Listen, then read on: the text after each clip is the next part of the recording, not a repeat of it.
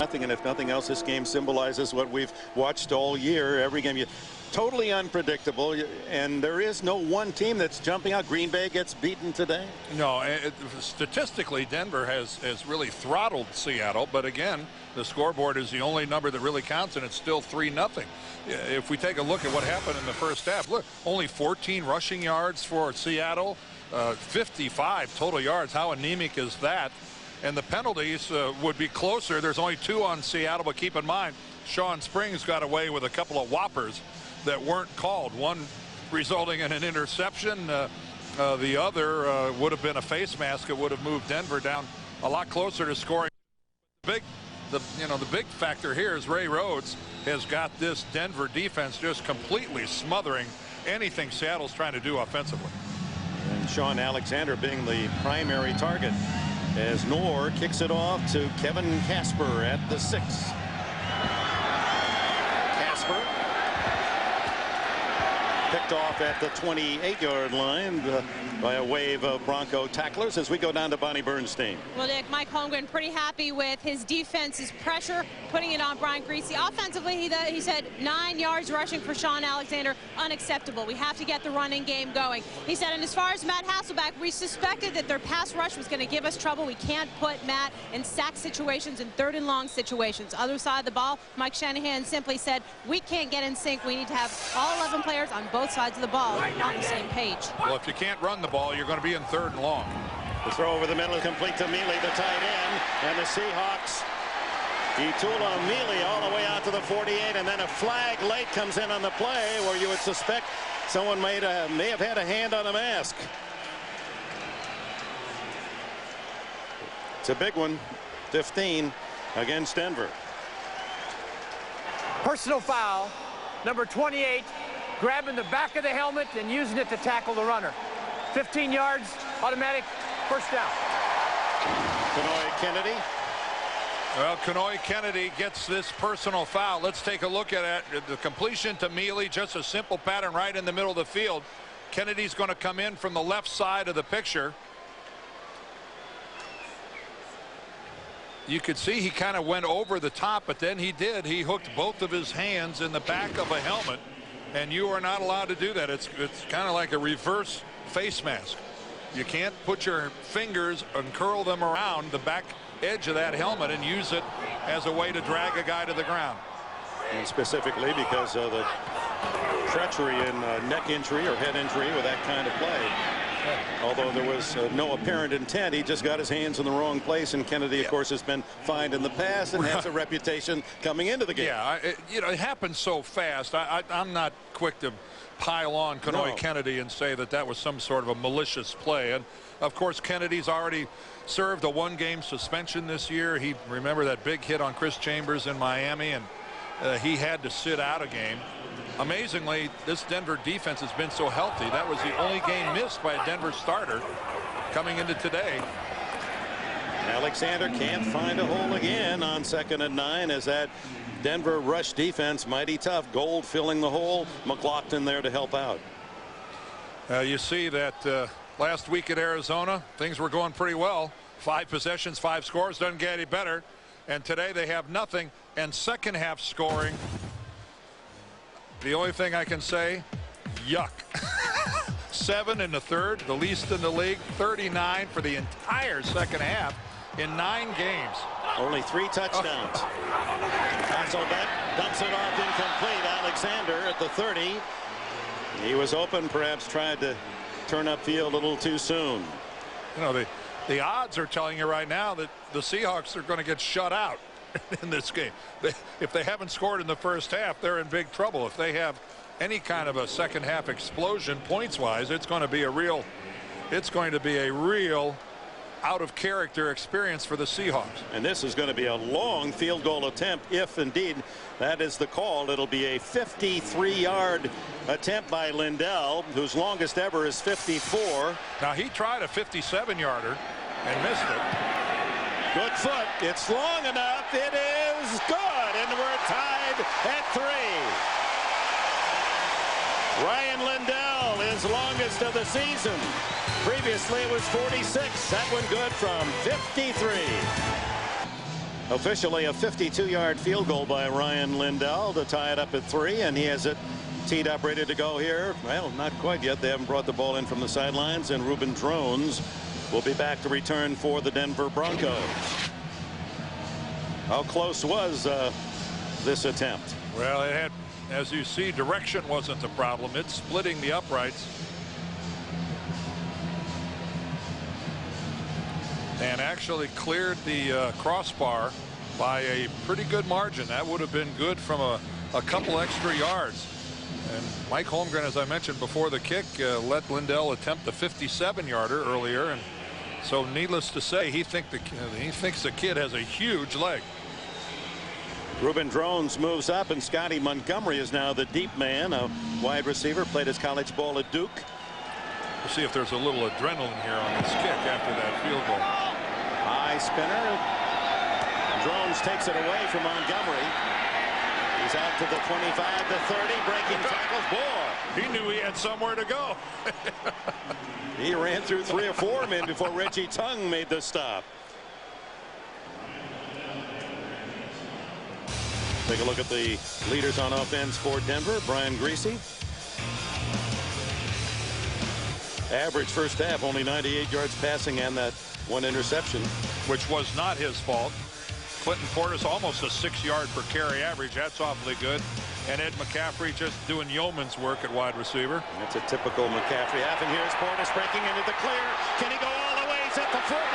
And finally pushed out of bounds inside the 30-yard line by Curtis Fuller. Well, the Broncos have been waiting for Clinton Portis to break some big plays. 24 yards was his longest run of the season coming into today.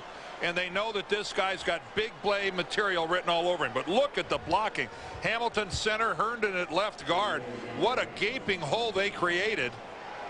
And if it's not for the fact that Curtis Fuller gets the angle on him, the bounce off right there, but that wasn't even close to a tackle because of the block.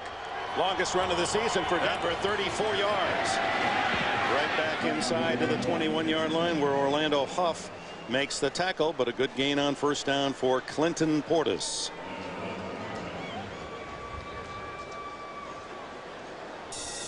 A reminder, CBSSportsLine.com, on America Online, keyword CBS Sports Line. You get breaking NFL news, exclusive analysis, and team power rankings. 105 yards now for Clinton Portis, this sterling rookie running back for the Denver Broncos. Griese on the roll, throws back, and wide open is the tight end, Dwayne Carswell. And Carswell, replacing the injured Shannon Sharp, is inside the 10. Well, that was just a wonderful play call and execute. See, this is what happens when you run the football. You run a play action fake like that, and Seattle has to honor it. And no one on the backside accounts for Dwayne Carswell. You know something? That's a meaningless fake if you haven't been running the football with some success. And, of course, right on the heels of that run by Portis, and Sharp can only say, man, I wish I was in the game. I might have taken that to the end zone. First and goal, just inside the 10. It's Mike Anderson, touchdown. Ooh, what a job of blocking on this drive by the Denver offensive line. Hamilton at center, Herndon and Neal the guard, Salam and Lepsis the tackles. They did open some huge holes. Portis got him in position. Anderson with a payoff. They put a whooping on the Seattle front seven on this drive. In to try the extra point, Jason Elam. Nor the holder. And the first touchdown of the game gives Denver a 10-3 lead as they go 61 yards in less than 2 minutes. Anderson 9 yards for the touchdown. West Airlines, proud sponsor of the NFL and official airline of Super Bowl 37. Motorola, bringing intelligence everywhere. Hello, Moto. And by Chrysler, drive equals love.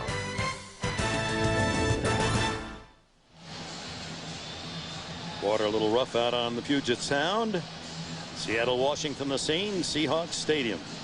And the Denver Broncos with the first touchdown of the game here early in the third quarter. 11:15 left in the period. Take a 10-3 advantage as Knorr has it teed up. He'll be kicking to Kevin Casper.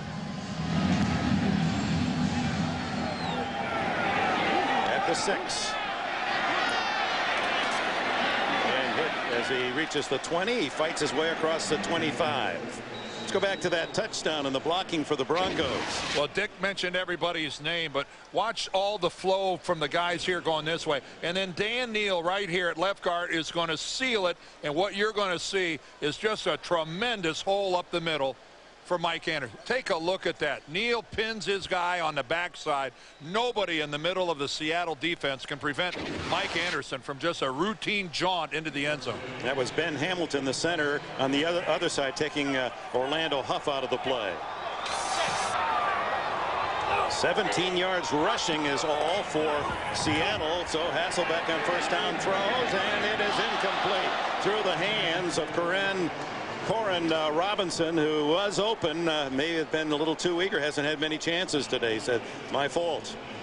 Reminder, next Sunday is our lineup on CBS, NFL action, and so many good games. San Diego will be at Miami, and New Orleans trying to cover, and Cleveland with a victory today. Buffalo, the Jets, Jacksonville. Wow, what a lineup, and it all begins at noon Eastern time, 9 o'clock here in the West with NFL Today. Sean Alexander in the flat, and Deltha O'Neal had him all the way. Where do we wind up next week, Dan? I believe we're in New York. We're doing Buffalo and the New York Jets. If you haven't called your travel agent yet, Dick, I suggest, because we've got some ground to cover, my friend. We on one side of the country, and we got to go to the other, man. Right. We got to cover some ground. That's the Seattle teams, whenever they go on the road, indeed, it's a trip. We're going to log some miles. Well, the Jets suddenly a hot team in the AFC East. 3rd down and 9. Hasselbeck throws. What a catch by James Williams. Williams comes back, almost one-handed that ball. He was going one way, reached out and locked in. You always hear about a receiver stopping. Watch how quickly Williams stops this pattern. Full speed, and with the span of about 1.5 yards to 2 yards, stops, and then has the body control to go back and dig out a ball that was to the inside and away from him. This is a one heck of a catch as he just guides the ball back to his body by stabbing it with his right hand. Williams played his college ball at Marshall right after Randy Moss. That's good for a first down at the 45. Man, you can spot those guys who are on the Thundering Herd. You love that. Underneath, the throw is complete to Williams again, but nothing there.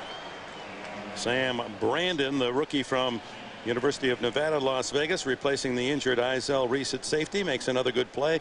It was Brandon the first half with that forced fumble and fumble recovery on Bobby.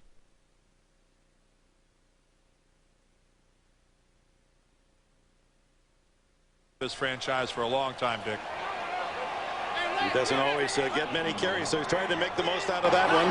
Welcome back. It's now 2nd and 1, and it is this time Heath Evans, fullback out of Auburn, and he has a first down inside the 25-yard line as Al Wilson makes the tackle. This has been a good, solid, steady drive by the Seattle Seahawks as they've moved deep into Denver territory. A nice mix of passes and runs, and they have this is certainly appears to be their most consistent offensive drive they've had all game long.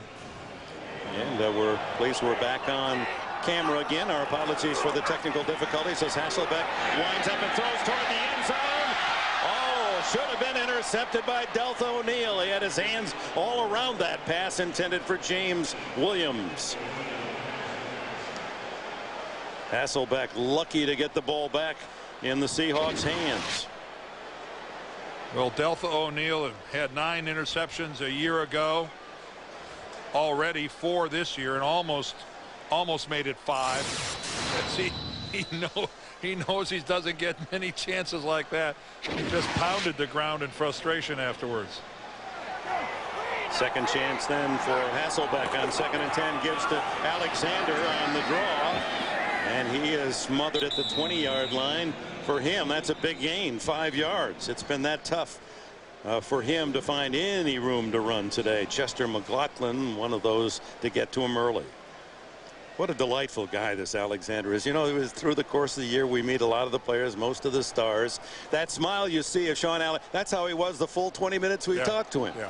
And he's really had a tough year battling all sorts of injuries. He's had a nagging shoulder injury. He got an eye injury last week. You can see he's wearing a shield. But affable, well, that describes Sean Alexander. 3rd down and 6. Hasselbeck under pressure. Throws incomplete to Jeremy Stevens. Didn't have much of a chance as Ian Gold, the linebacker, came firing through to put the pressure on. You saw that look of frustration on Hasselbeck's face as he walked over getting ready to get the next play. It's just, you know, he didn't, you know, he threw the ball into the ground, but the reality was is that, you know, his receiver Stevens is just completely covered by Barry. Nowhere to go. Even if it's a completed pass, it's dead right there. About a 38-yard attempt by Ryan Lundell, who has hit a 52-yard attempt here in the second half. Hasselbeck, the holder, and the kick is good. Hooked it through. So another field goal for the Seahawks. The score now, Denver 10, Seattle 6. So in this arena, these two fighters at 10 and 6, and the underdog Seahawks stay there. They're within 4. And Lindell to kick it off to Ruben Drones. The opponent will not go away. You predicted at the very start of the game today. Scotty Montgomery now moves to the goal line. He had to fight Drones for the ball the last time, and Drones takes it again at the 13. Boy, he runs hard. Knocked the first man out of the way, but not the second, and he took a pretty good lick there. Wednesday on CBS, ooh la la, the Victoria's Secret supermodels hit.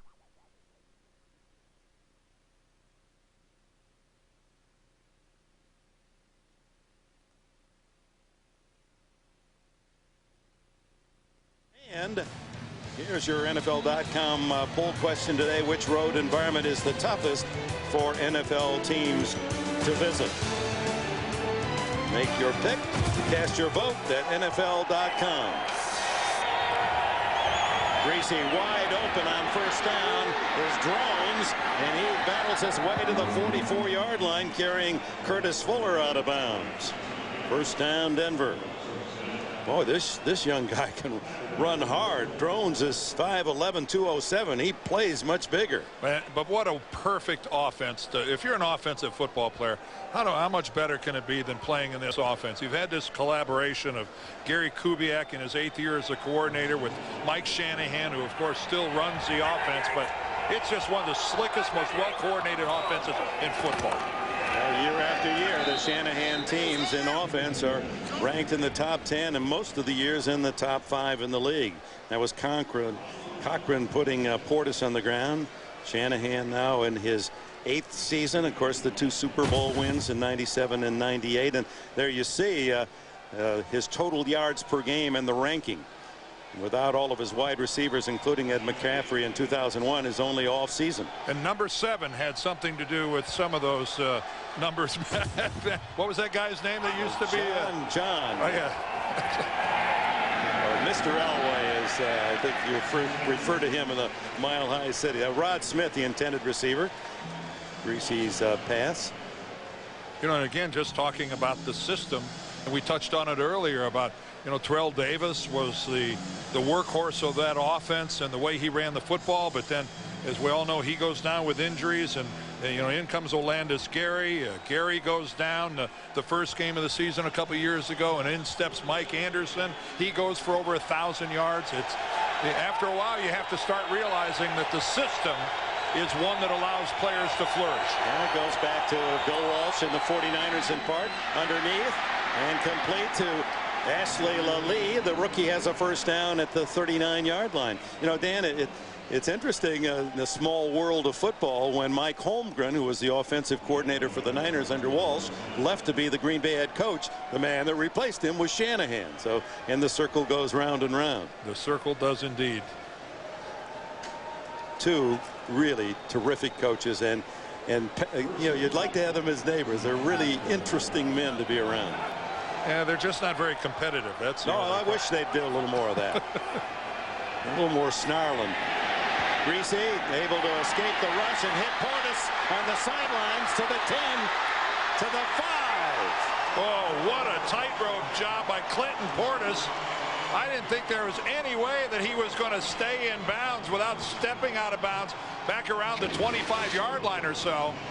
First of all, Greasy, nice job of getting the ball out to Portis, but watch how close he comes to going out of bounds. And that left foot, boy, it was tickling the sidelines there, wasn't it?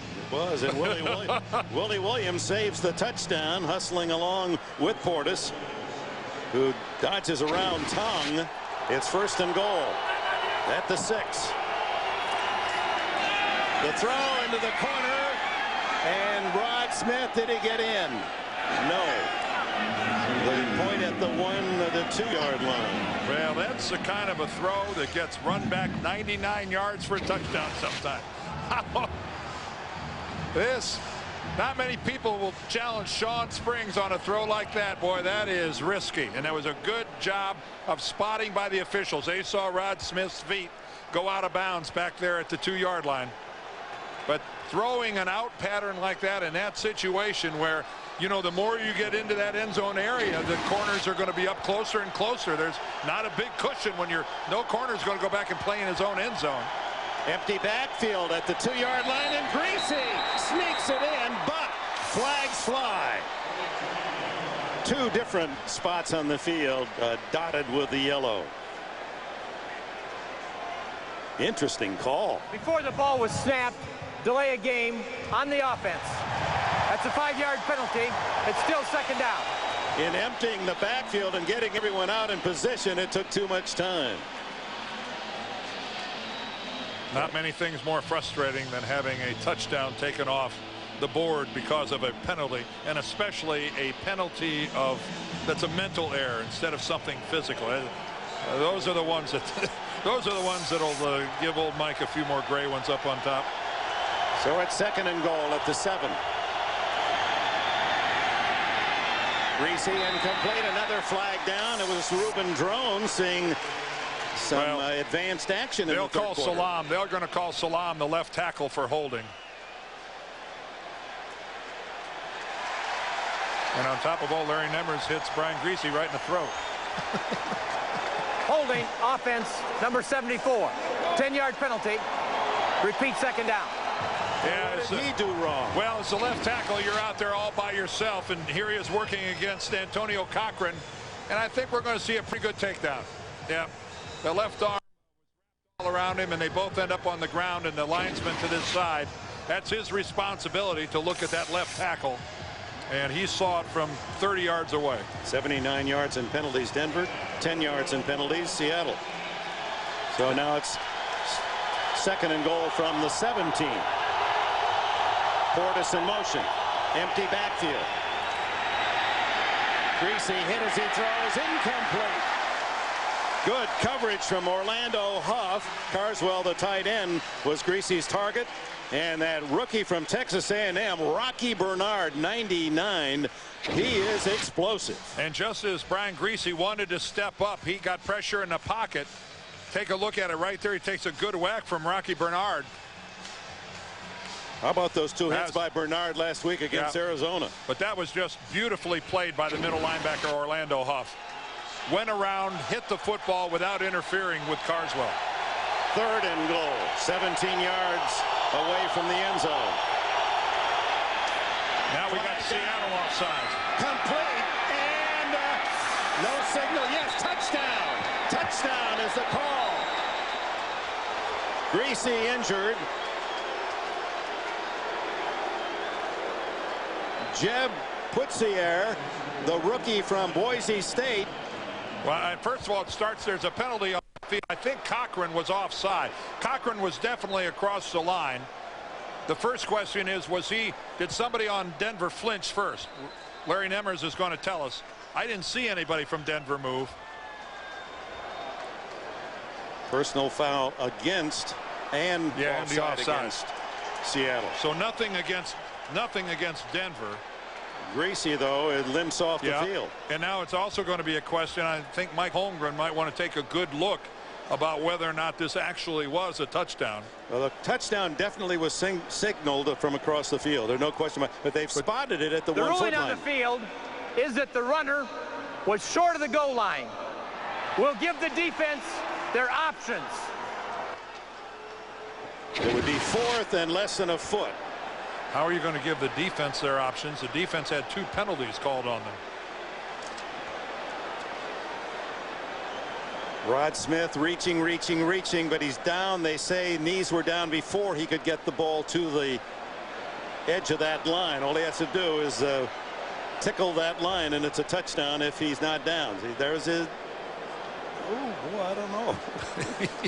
Maybe his wrist was down. If the nose of that football crosses the goal line, that imaginary plane, let's look at.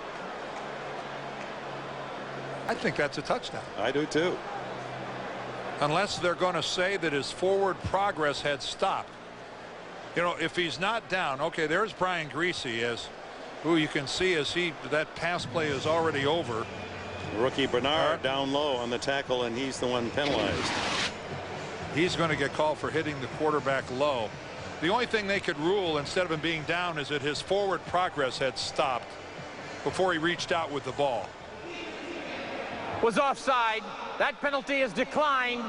We had a personal foul, number 99, hitting the quarterback at the knees. That penalty will be tacked on to the end of the run, half the distance to the goal, automatic first down. Oh, that's the big call, is the automatic first down on the personal foul. Because it was a goal-to-go situation.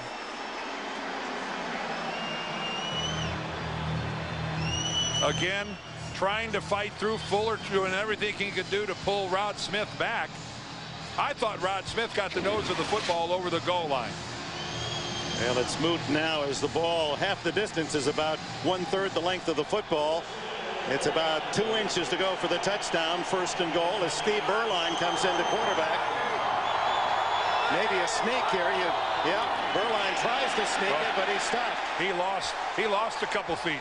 D.D. Lewis over the top to, that's the obvious call because you got a fresh quarterback down on the goal line. Why take a chance? All right, let's see right now. Well, you can see the green jerseys of Seattle. They won the leverage battle. They got underneath the offensive line of Denver. And Berline never even able to get off the ground. As the left leg, they're looking at the left knee. It looks like a Brian Greasy. Well, what a day for quarterbacks, Stan. Donovan McNabb, Tommy Maddox, and now Greasy. It's where you're so vulnerable, standing there flat-footed, unable to protect yourself. Empty backfield. Berline sneaks it again. Down he goes shy of the goal line. I think he would. Someone. Yeah, I think he would have scored there. I think he tripped over his left guard, Steve Herndon. I think there was a big enough crease that Berline would have made it into the end zone if maybe would have hesitated for just another half second to clear Herndon's feet. The feet we're going to see right there, that's the left foot of guard Steve Herndon. Right there. Actually, it's the right foot. Beg your pardon, not the left foot, the right foot, but it is still the right foot of Herndon.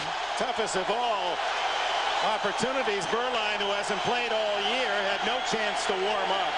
Hands off, and stuffed is Corvus. Antonio Cochran leading the charge. And Denver's got another player. Ed McCaffrey is hurt.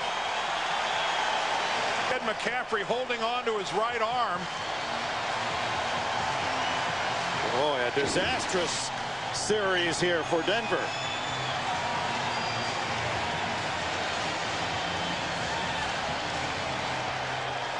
Big Antonio Cochran at 292, number 78.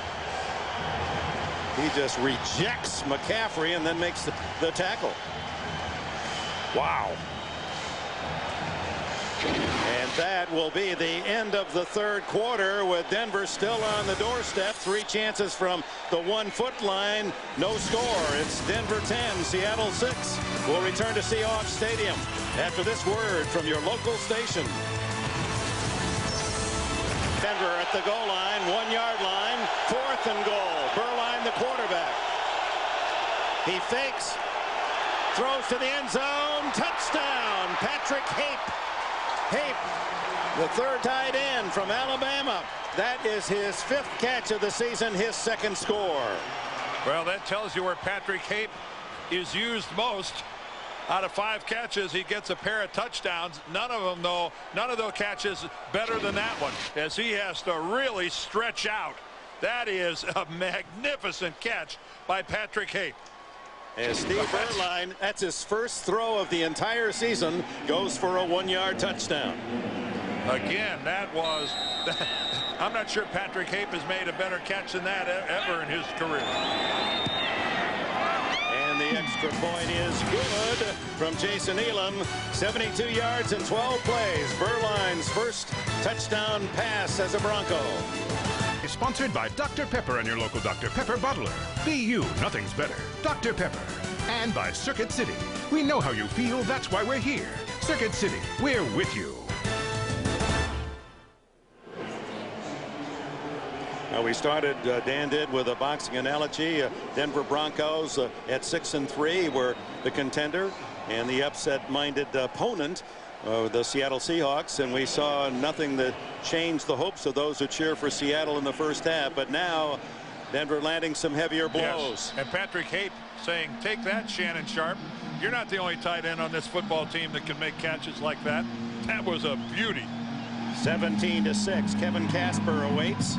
Nor's kickoff spins down to the 7. Former Iowa star. He's a bigger Tim Dwight. Out to the 25-yard line where he's tackled by Donnie Spragan.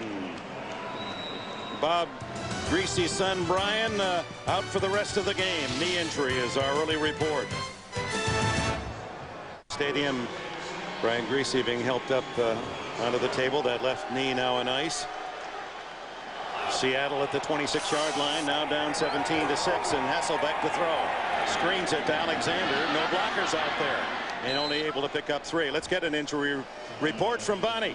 Well, Dick, good news, bad news down here on the Denver sideline. I think the picture spoke 1,000 words, so to speak. Brian Greasy sprained left knee. He's done. Steve Berline in for the rest of the game. As for Ed McCaffrey, what looked like could be a potentially dangerous arm injury, not so bad. He's scheduled to go back in.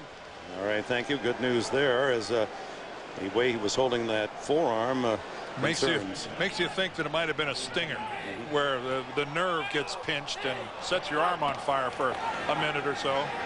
2nd and 7. Hasselbeck to the sidelines, complete to Max Strong, the fullback, close to a first down at the 35. Let's go back to where Bernard hit Greasy. Yeah, Rocky Bernard is here. This is Bernard right here. And I'm sorry, I circled the wrong guy. Bernard is right here, number 99. Take a look at Rocky Bernard. He's going to be tackled and blocked into Brian Greasy by left guard Steve Herndon. And you know, initially you're going to think, John, well, what a cheap shot by Rocky Bernard going into the knees of Brian Greasy, but in reality he was blocked from behind into Greasy.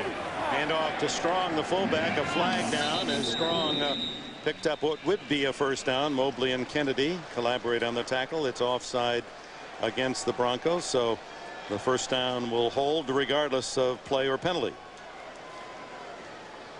The option being considered now by Hasselbeck. Defense, number 93, lined up in the neutral zone. So it's defense offside, 5-yard penalty. Will make it a first down. Trevor Price tonight on CBS. Don't miss the dramatic conclusion of Master Spy when Robert Hansen takes even greater risks and an unbelievable chain of events exposes his guilt. Oscar winner William Hurt stars in the world premiere movie Master Spy. The conclusion tonight on CBS, America's most watched network.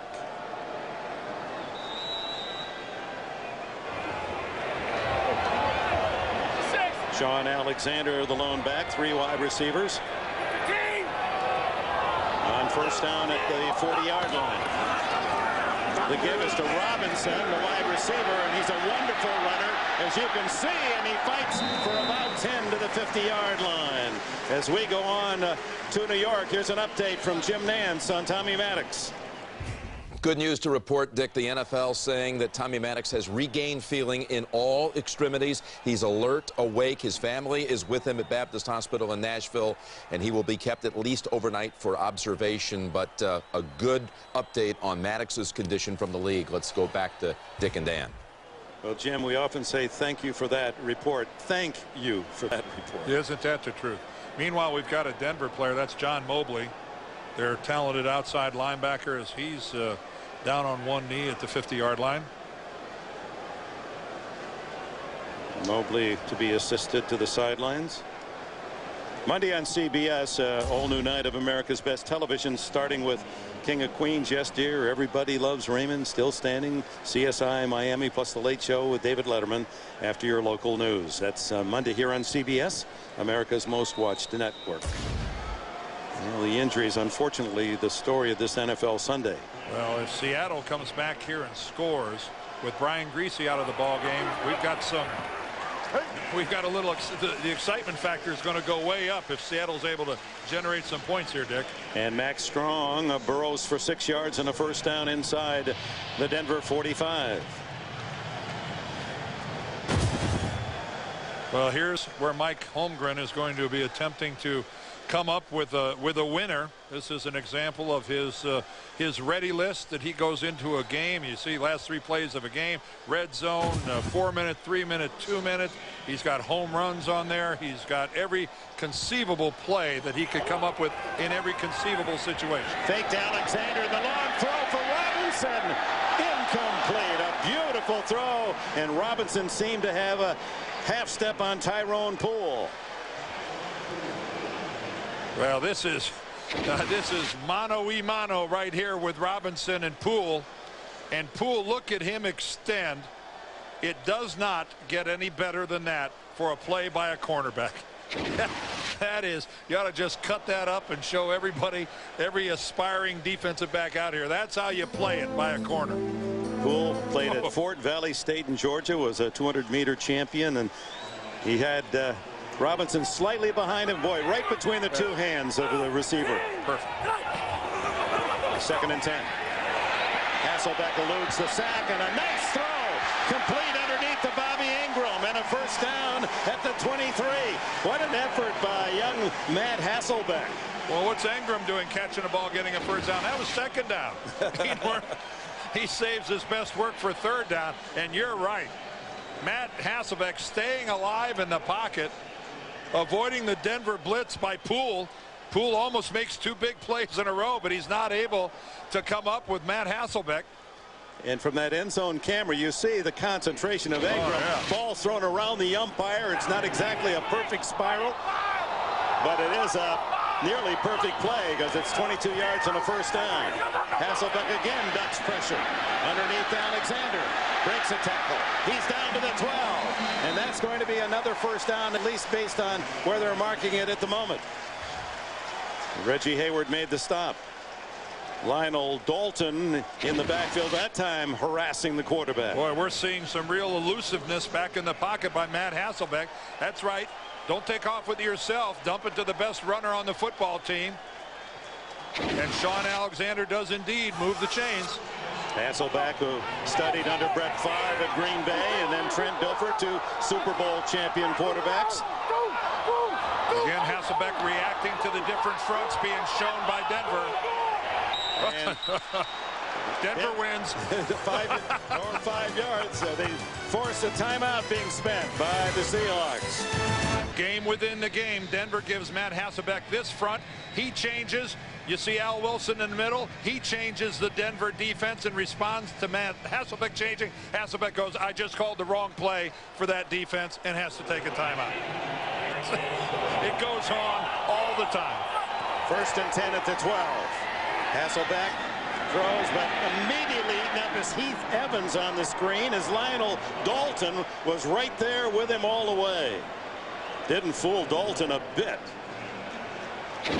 Well, Lionel Dalton at 6'1", 310, you know where he's going to work in the middle of the field, and he never gets off the line of scrimmage, but he's enough of a veteran to know that I'm going to sniff out a screen and float down the line just about 3 or 4 yards, far enough to make the play. He won a Super Bowl ring with the Ravens, backing up Tony Siragusa. Dalton, Siragusa, and Sam Adams. Think they had any? Think they had an abundance of pork chops in the middle of that line? Man, that's a stockyard. It's Sean Alexander giving ground, but Tyrone Poole again with a defensive play. He tried to give ground to gain and lost a couple yards, but they're at the 12-yard line, and it'll be 3rd and 9. Boy, they have tracked Alexander his every step. When he goes home tonight, he's going to be looking around for Bronco jerseys. They've been after him from the opening bell. Well, such tremendous team speed on this Denver defense, primarily the linebacker position. They will find the guy with the ball in a hurry. Play action. Hasselbeck throwing incomplete through the hands of rookie Jeremy Stevens. It was too tall. Now out comes the field goal unit as Lindell will try to make it 3 for 3. And you got to do a little something to throw it over the top of Jeremy Stevens, who's 6'7". Boy, he is a beautiful looking young athlete, Yes, isn't he? yes, he is. That takes a little work to launch a high pass to him. But you know, you see that a lot in quarterbacks because they scramble. They've got that forward momentum moving. They're only trying to throw the ball about 5 yards, Dick, and on that step the ball just floats and takes off on them. You see it a lot. Unless it's a fake, it's a 29-yard attempt. And it is a kick, and it is good. Lindell 3 for 3 from 52, from 37, and from 29. Sponsored by Volkswagen. On the road of life, there are passengers and there are drivers. The Emperor's Club starring Kevin Kline. In theaters everywhere Friday. And by Best Buy. For the latest technology, turn on the fun at Best Buy. Ryan Lindell's third field goal pulls the Seahawks to within 8, and plenty of time. Under 9 minutes left here in the fourth quarter. It's a one-possession game. They can tie it with a 2-point conversion after a touchdown, and I'm sure Denver thinking we have played a whole lot better than this to be within striking distance of this 3-6 team. And Denver without their starting quarterback the rest of the game. Montgomery and Drones deep. Lindell's kick toward the sidelines may go out of bounds. No, yes, it does. It did. Right at the 1-2 yard line. So that's going to be costly. No wonder he's mad at himself because Denver gets it out at the 40. Such a huge penalty for something you would think as simple as keeping the ball inside of this 53-yard area on a kickoff. To make a mistake like that, to give the other team that kind of field position at the 40-yard line. Oh, I'm in big doo-doo. You got that right. You might as well run as far down to the end of the bench as you can go because nobody's happy with you. I'm in deep doo-doo, and I do not want to see that guy right there. Steve Erline, the veteran from Notre Dame, at the controls. Pump fake.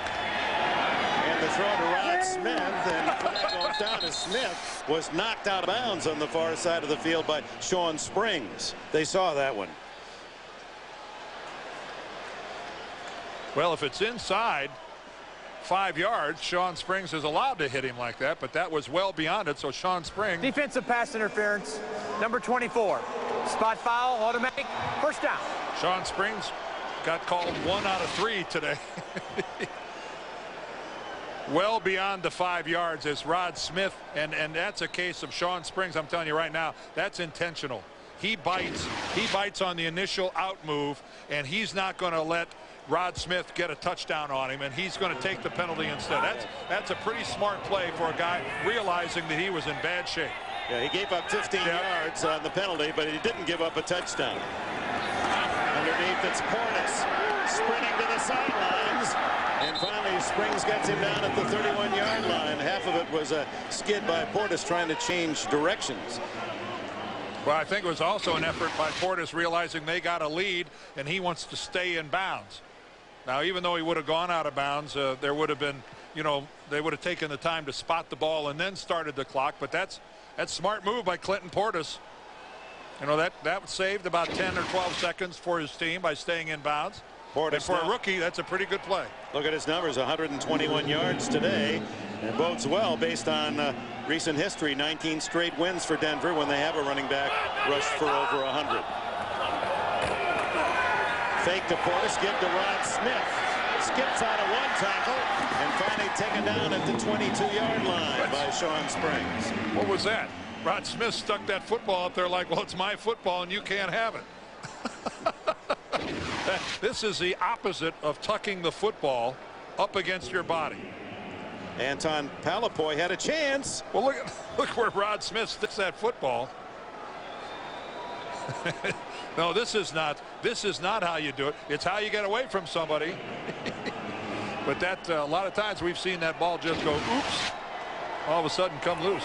Portis on first down up the middle to the 15 to the 14-yard line as Reggie Tongue makes the stop. Clinton Portis had a problem in the preseason fumbling the football, and during the regular season he has done a wonderful job of taking care of the rock.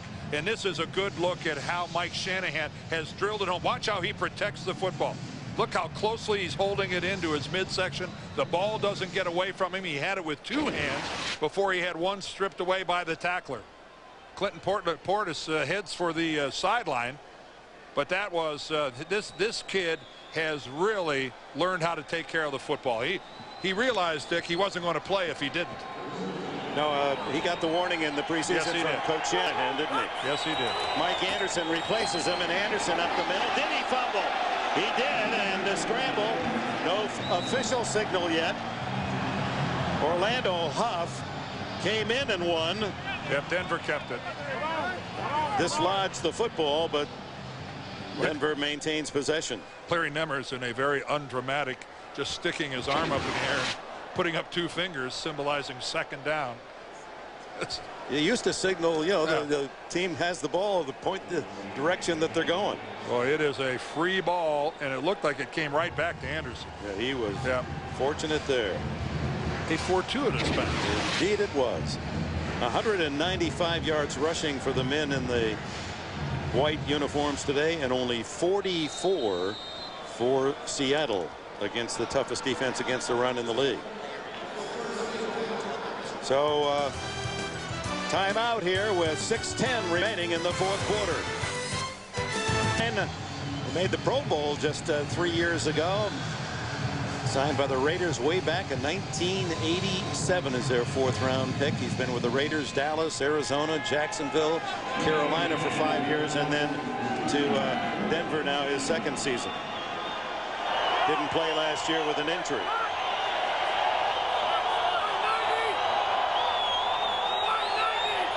Second and 10. They fake the end around. They give it up the middle to Portis, who's back in the lineup, and read well by Reggie Tongue, who came up from his safety spot to make a hit right at the line of scrimmage. Well, the last time down here, remember this started at about the 3-inch line. Steve Berline tried a pair of sneaks, then another rejection inside. Clinton Portis got nowhere, and on fourth down, a pretty gutsy call and a magnificent catch by Patrick Hape gave Denver the touchdown. But that was a pretty firm and rugged defense of the goal line by that group from Seattle. Can they do it again here on 3rd and long? Empty backfield. Berline. 4 wides. Throws to the end zone. Touchdown to Rod Smith. Willie Williams turned around and just spun around and really gave it to, I don't know what the heck, who was supposed to have him. Rod Smith with his 3rd touchdown of the season. They really fooled Seattle by bringing Smith out of the slot and then sending him from the slot back into the corner. And that might have been the knockout punch with 5:20 left in this fourth quarter. Elam adds the extra point. And with that catch, Rod Smith flagged down on the extra point. With that catch, Rod Smith ties Shannon Sharp for most TD catches in Denver history with 47, and McCaffrey has 46. Had 12 men in the field. The extra point is good. Will penalize 5 yards on the kickoff. Oh, a timeout with only 5:20 left, and the Broncos have opened a 24-9 lead as Berline 2 touchdown passes in relief of Brian Greasy. CBS is sponsored by Heineken. It's all about the beer. Heineken. And by Staples. Get back time. Go to Staples. Great day for some caramel corn here in Seattle. And how about Steve Berline off the bench? Deuce is wild, huh? 2 attempts. 2 completions. 2 touchdowns. Not bad. Second oldest quarterback in the league to Doug Flutie. And Rod Smith has his 3rd score of the season. And the hole is getting deeper for Seattle and time running out. 24-9. Kevin Casper to return.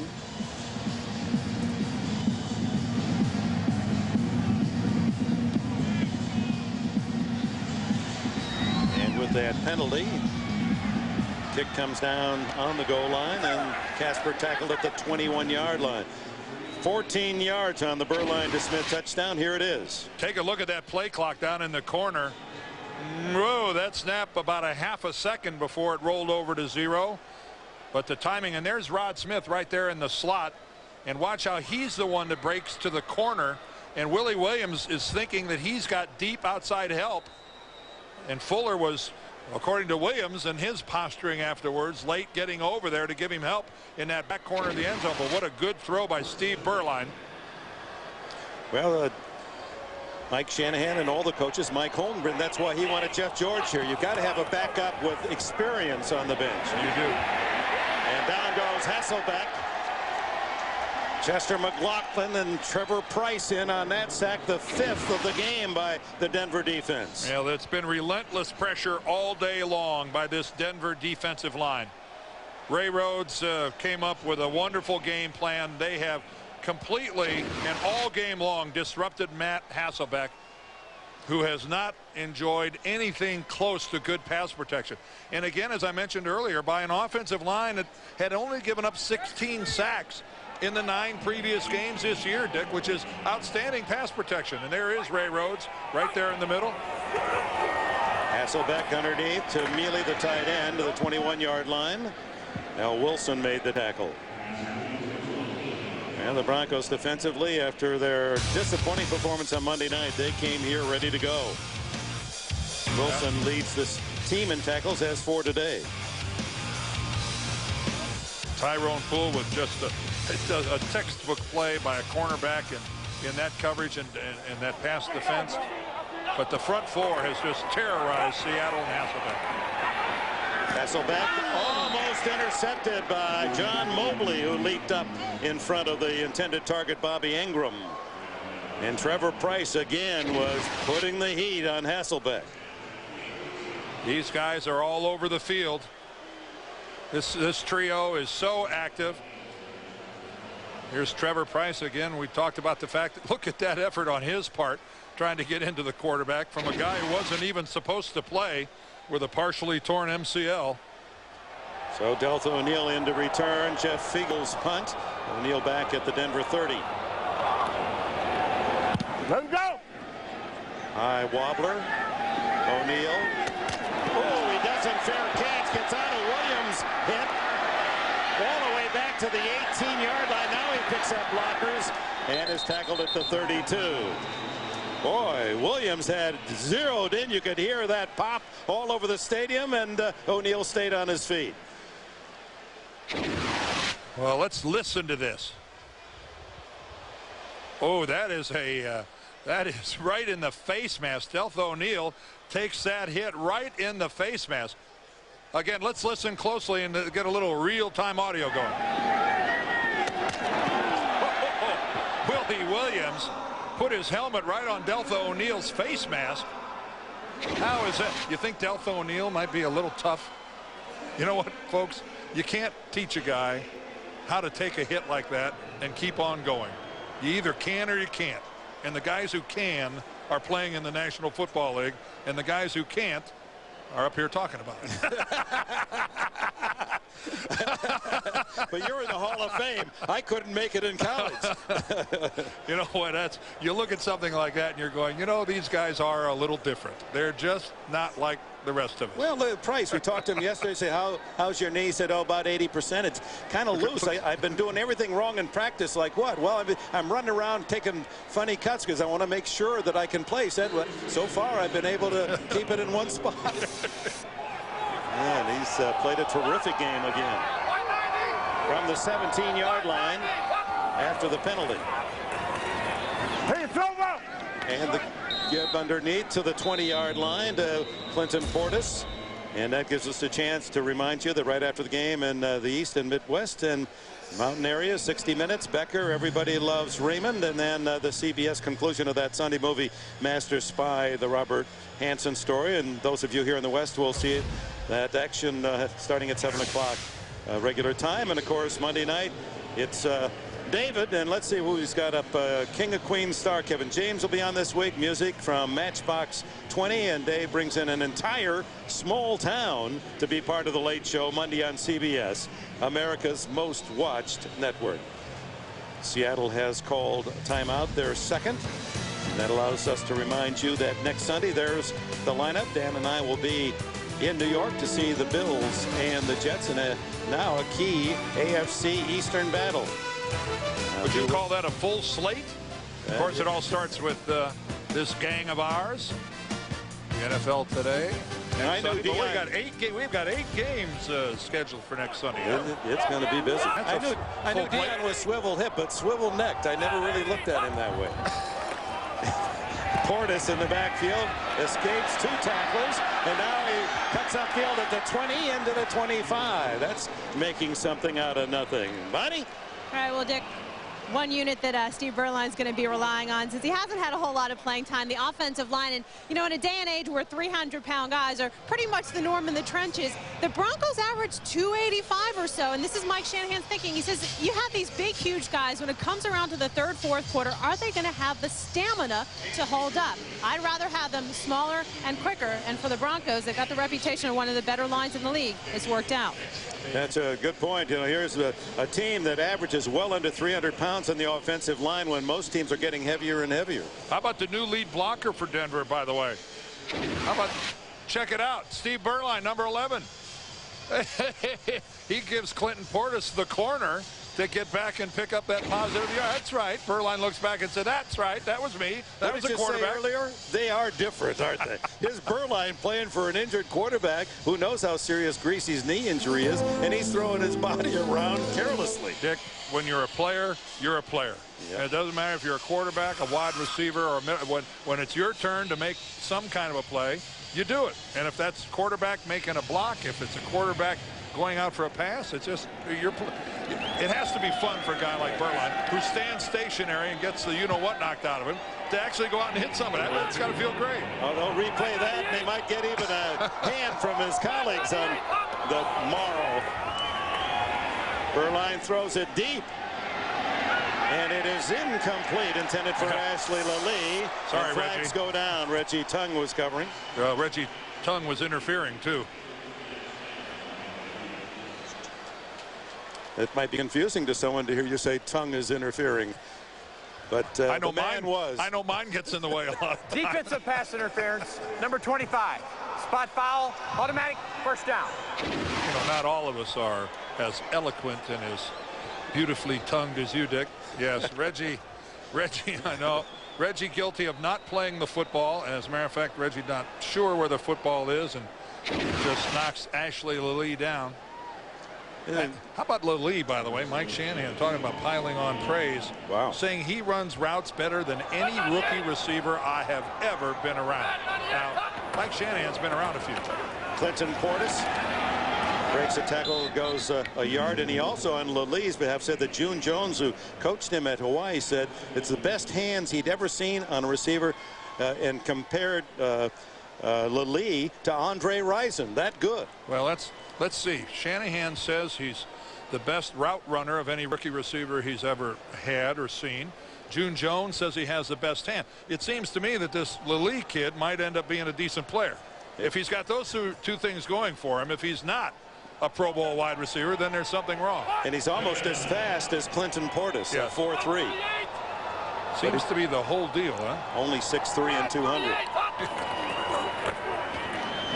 The give is to Portis, and Seattle looking for the run as Denver trying to chew up the time. The Seahawks have used all of their timeouts in the game. 138 yards rushing for the rookie Portis. A solid game as he continues to earn rave reviews around the league. A good solid effort by the Denver Broncos, who really suffered that tough loss Monday night. So you have, right off the bat, you have a short week of practice. You have one less day to get ready to play a football game. Then you have to travel. You're on the road. And, of course, coming to Seattle, something Denver's not going to do for a long time. Guess they don't return to Denver until, to Seattle, rather, till 2010. And they use up a lot of time there, all the way to the 2-minute warning. Denver goes on and wins, leading 24-9. They will be the first team in the AFC to win 7 games in this highly contentious American Football Conference. San Diego still with a chance. They're down by 7 late. But the question in Denver right now, what is the condition of Brian Griese's left knee? Because for the balance of this season, it's going to be critical as to how number 14's knee is doing. I'm sure that it'll be a hot topic. Medical evaluations are forthcoming. And everybody who follows the Broncos, I'm sure, is anxious to find out the condition of his left knee when Rocky Bernard fell into it. And in case Bonnie Bernstein got all the information that's allowed now, because they won't really know till they take the X-rays tomorrow. Oh, he'll have MRI. to have probably an MRI. Prior to the snap, false start offense, number 89. 5-yard penalty, still 3rd down. This is when it happened back in the 3rd quarter. Brian Griese, just as he released the football, Rocky Bernard, who really was blocked and fell into that left knee of Brian Griese, and how frustrating it has to be for Brian, who has fought shoulder injuries and a variety of injuries during his career. Had shoulder operations on his right shoulder 2 different off seasons. Right. So at the moment, Berline's the man, the 37-year-old veteran of 16 NFL seasons. And Portis protecting the ball as Chad Eaton makes the tackle, and the clock will run. No way to stop it for Seattle. And the punting team comes on for the Broncos. Eaton, very proud graduate of Washington State, and the Cougars at the moment in position perhaps even to get into that final championship game, and they play the University of Washington, their rivals, coming up on Saturday. Bobby Ingram floats back to the 15. And the left footer Micah Noor, kicked at Utah State, delivers. Beautiful high spiral. Ingram fumbles, but falls on it as he was hit just as he received the ball by Willie Middlebrooks. Were you talking about college football? Yes, I was, sir. Well, there's another big game on There's Saturday. only one. There's only one. Oh, USC, UCLA. Oh, yeah, that's it. That's it. You keep thinking that. Texas A&M. Maybe. Auburn, Alabama. Getting closer. Getting closer. Getting warm. Well, that's on CBS. Well, then that's the best game of the week. I think you might be referring to the Buckeyes and the Wolverines here. Yeah. Oh, yes. Homer. Michigan. Beware, you Buckeyes. Ohio State undefeated, though. Boy, what a year they've had, huh? That's going to be a great game, as it always is. Hasselbeck, former Boston College fireman, throws behind Ingram. Stops the clock with 1:09 left here in the 4th.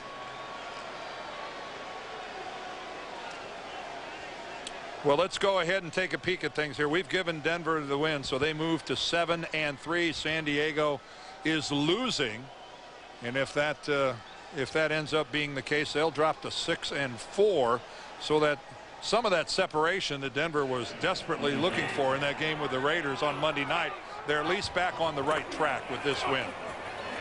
Hasselbeck underneath to Robinson, and he's down at the 17-yard line.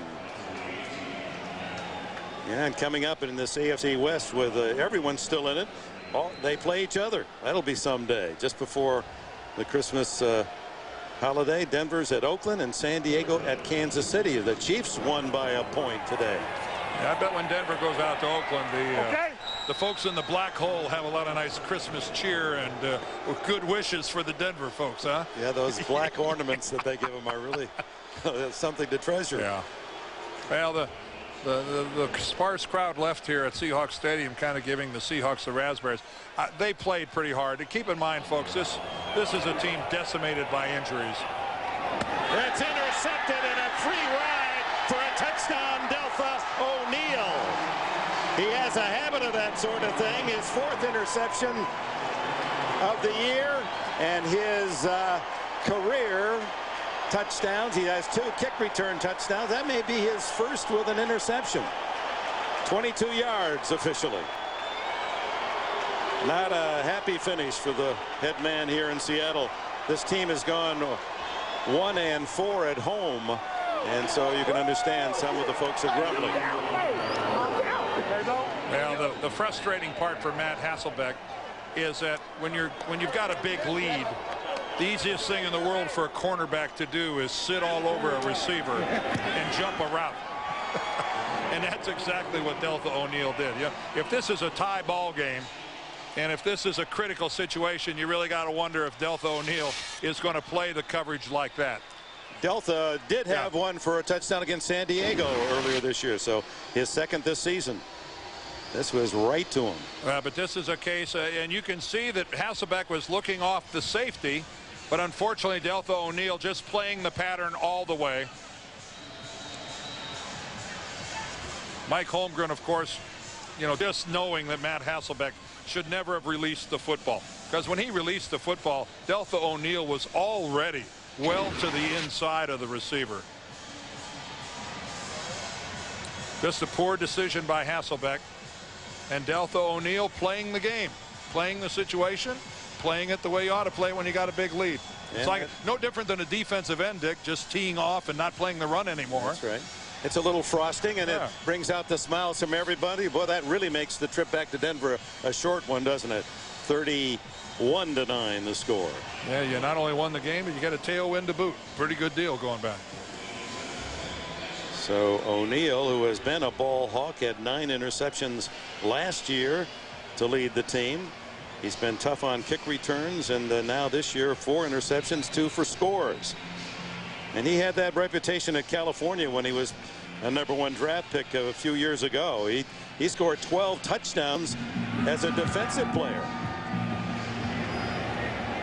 Onside kick picked up by Palapoy, the defensive end, and he's ridden out of bounds at the 38-yard line with 9 seconds left. Well, Denver, a very difficult opponent for Seattle, and you know what? Check out what they have remaining. The Chiefs, the 49ers, the Eagles, and of course with Donovan McNabb hurt, all of a sudden that game not quite as opposing it looks like. But then Atlanta, who's just playing great football, the Rams, who the hottest team in the league right now with 4 in a row, and then they close out the season with the Chargers. And just a most difficult remaining half a dozen games for Seattle. It's not an easy trip for Denver either. They've got Kansas City at home next week. The high-scoring Chiefs off a thrilling 1-point win today. Hasselbeck tackled from behind, and that'll end the game as Bertrand Berry with the game-ending tackle, and the Denver Broncos rebound from that difficult taste in their mouth Monday night as they were whipped by the Oakland Raiders and leave Seattle with an impressive 31-9 win today. Stay tuned. It goes all 12 rounds, Dick, but it's a unanimous decision. Who has had Bill Walsh, Terry Donahue hovering over him figuratively, has them hovering over him just about literally, as Walsh and Donahue just left their press box seat and went down on the field. They're on the sideline watching. As with 2 minutes left, the Chargers are moving down the field, faced with a 3rd and 3, an obvious 2-down territory, trying to move into the end zone for the tying score. Blitz coming. Breeze throws. Incomplete. Parrish with pressure. Conway, the intended receiver, and the pass never got there. Well,